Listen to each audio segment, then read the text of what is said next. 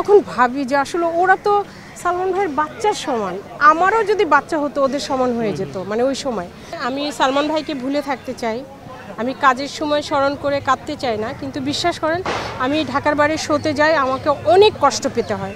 কারণ সালমান ভাইয়ের কথাটা জিজ্ঞেস করে, দিলদার ভাইয়ের কথা জিজ্ঞেস করে, আমি ভুলে থাকতে চাই। কিন্তু মানুষগুলো না অনেকে আসে বলে কি জানেন আপু, আমরা শো দেখতে আসিনি, শুধু আপনার কথা শুনে এসছি, আপনাকে জিজ্ঞেস করব সালমান ভাই আসলেই দেখতে কত সুন্দর ছিল, আসলে এরকম সুন্দর ছিল। ছোট ছোট মেয়েরা জিজ্ঞেস করে, ছোট ছোট ছেলেরা জিজ্ঞেস করে, ওদের বয়স 16, 17, 18। তো ওদের সালমান ভাই মরে গেছেই তো 29 বছর। তাহলে সেই বাবা তোমরা যে প্রশ্ন করো, তোমরা কি ভাইয়াকে দেখেছো? বান্ডেল থাকলে প্রতি সেনমানিতে টাকা বাঁচবে।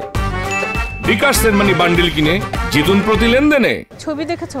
বলে না, তার কথা শুনেছি, সে এত সুন্দর ছিল, এই ছিল, আসলে কি সত্যি? সে হ্যাঁ সত্যি।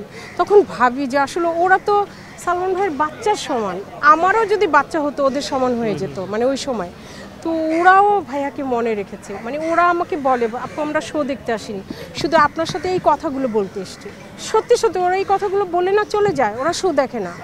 তখন আমার যে কেমন লাগে যে মানে কতটা জনপ্রিয় হলে আপনি চিন্তা করেন, মানে কতটা ভালোবাসলে মানুষ জানতে আসে যে কাছের লোকটা এসছে, ওনাকে পেয়েছি, ওনাকে দেখলে মনে তাকে দেখা হয়ে যাবে, আর ওনার থেকে মনে ওনাদের গল্পগুলো শুনতে পারবো।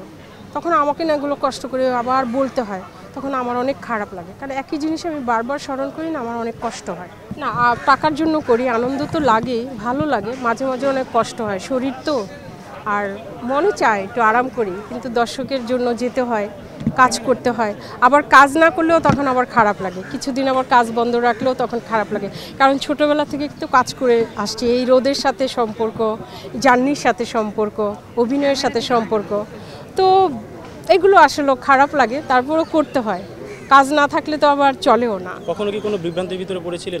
অনেকবার পড়েছি, কিন্তু মানুষরা আমাদেরকে ভালোবাসে, শিল্পীদের ভালোবাসে, আবার তারাই সহযোগিতা করে, অনেক হেল্প করে।